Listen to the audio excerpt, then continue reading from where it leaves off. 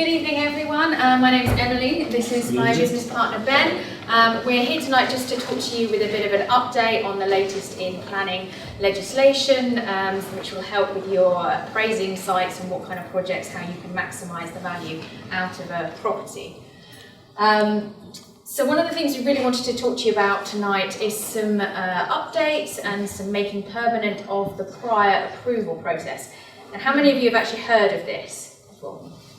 Okay, good. There's a good number of you. For those of you who haven't, you'll be aware that there's full planning permission. There's also permitted development rights, which is the things that you can do without needing any kind of approval from the council at all. And then there's the prior approval process, which kind of sits in the middle. So you don't have to go through a full planning application to the council, but you do need to send them a little bit of information about what you would like to do. And is there a previous slide for that? Should have been an earlier one. Is that the first one? There was a previous one. The first one, yeah. Oh, do you need the previous slide on? Yeah, the previous slide. Hold on. We're more interested in you, Claire. Yeah. Figure out the technology. That's one? So the first... Yeah, that's the first one. So the first one that we wanted to talk to you about is some temporary rights that were originally introduced in 2013, have just been made permanent as of a couple of months ago. And this allows you to increase the depth of a rear extension, single-storey extension, on a residential property. So without needing any planning permission at all, you can do 4 metres deep on a detached house or 3 metres deep on a single-storey or on a semi-detached or terraced property.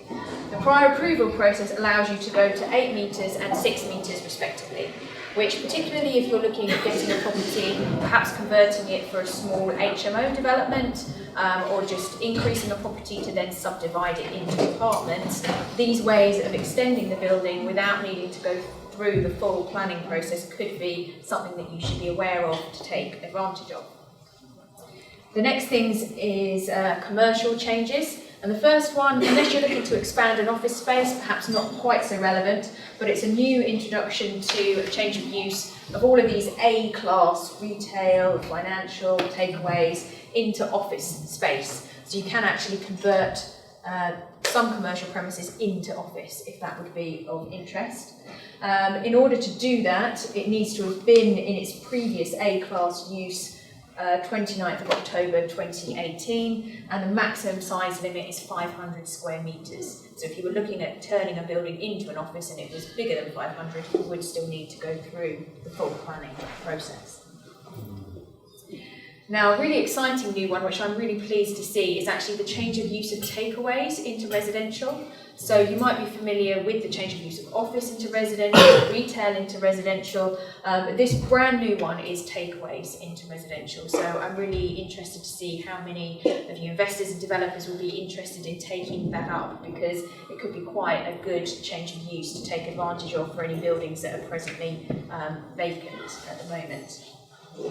And then the next change is an expansion of uses that can be used for flexible purposes. So again, this really has commercial developers at heart, particularly those that are trying to establish a new type of business and might want to use a space on a temporary period to try a new use class. So it goes through all of the existing A-class or B-class uses and allows you to change them into other sorts of A-class or B-class uses. But it's now added these expansions for museums and libraries and health centres.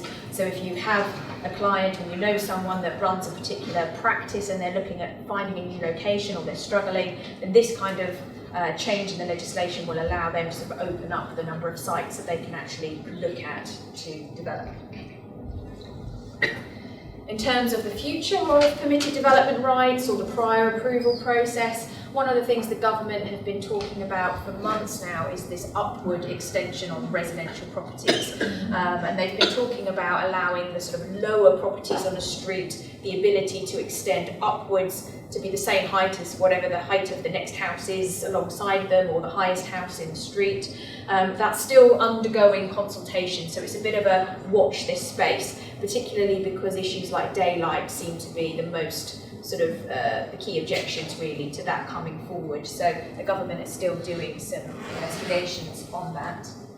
I have heard some stories of people being able to turn B8 storage uses into C3 residential uses, but I need to let you know that that use has now ceased and the government are not planning on renewing that at all. So any storage units that you find that you might be interested in converting into residential, you will now need to go through the full planning process. And a slight reminder that the existing B1C light industrial use, which again is ideal for the smaller, less than 500 square metre sites that can be turned into residential, that is going to expire next October. So those could be some quite good sites to be looking at now because they won't be around forever. But if you can get your permission before the 1st of October next year, you will have 3 years in which to implement it. So that's just a little tip for you to look out for over the next year. The next thing we wanted just to talk about is updates in national legislation. The NPPF is the National Planning Policy Framework, and Ben's just going to talk you through that. Yeah. So what's been introduced in one of the most recent updates is the housing delivery test. Forms part of the criteria as to whether or not the tilted balance applies in favour of development in the countryside. So the housing delivery test is looking at the actual delivery of housing completions in a local authority area. The annual monitoring report the local authorities have to publish annually to explain how many completions that of new housing has been produced. If a local authority isn't meeting 75% of their projected planned housing delivery, then automatically there's a tilted balance in favour of new development in countryside locations or outside of the normal development plan areas, because it's considered under national policy that the local plan, development plan, is ineffective in its delivery. If they're hitting 85%, then they have to set an action plan to determine how they're going to encourage more developments to come forward. And if they're only hitting 95%, then there's an automatic 20% buffer added to the housing targets that they've got to deliver to. So it then shifts, so a local authority can still be hitting 95% of their housing delivery, but if they then add a 20% buffer into their 5-year housing land supply, then they can still fall foul of their delivery tests and still be applied into the tilted balance in favour of sustainable development in non-planned areas.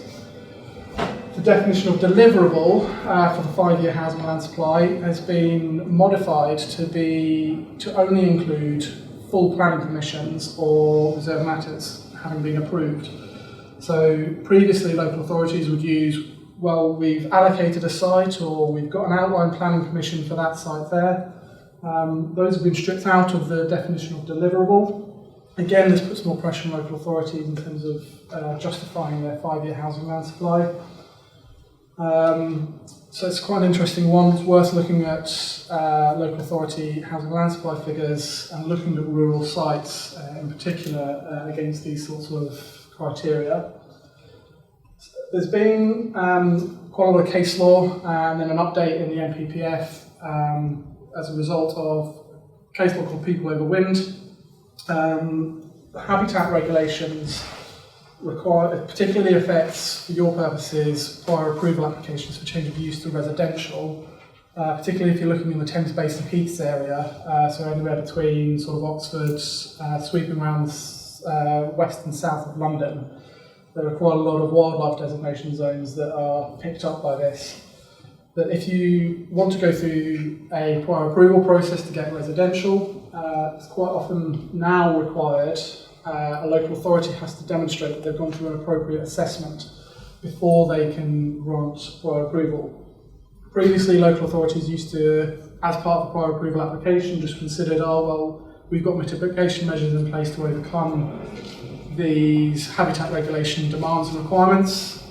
Legally, local authorities can't do that anymore. They have to demonstrate that they can't take the mitigation factors into account to dismiss or write out the need to do an appropriate assessment.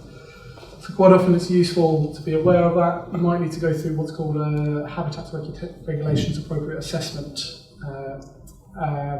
application with the council before going for prior approval. That's basically what we're finding that we have to do, is almost submit two submissions side by side, whether it's prior approval or full planning, we're having to do a habitat regs submission at the same time.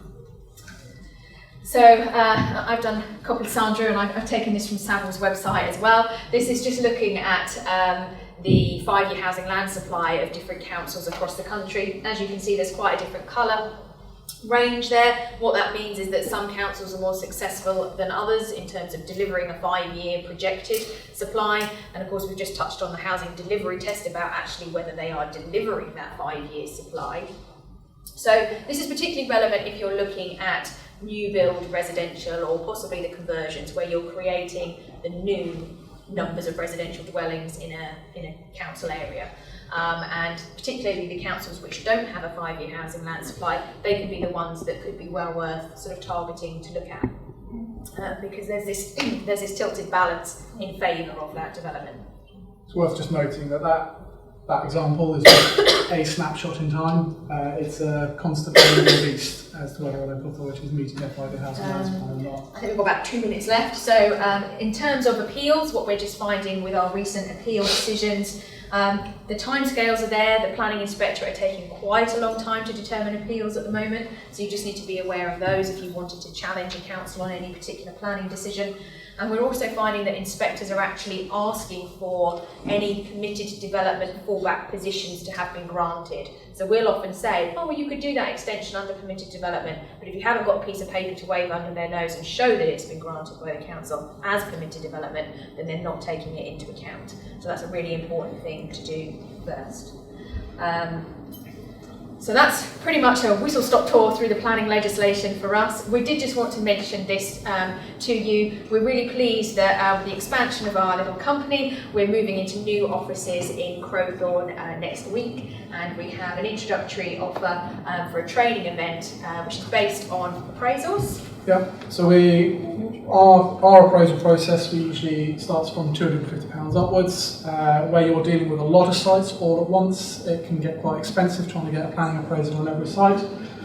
What we wanted to do is offer the opportunity to kind of introduce people to some of the things the research that we do, so that you can pre-filter some of the sites that you might be coming to us with to get some more detailed advice on. So we're running a training event, these small groups, up to 8 people, and if you wanted to We've got some cards for that. You get a card to be able to take advantage of that offer. Get in touch with me or Emily or Leanna. Thank you. That's it.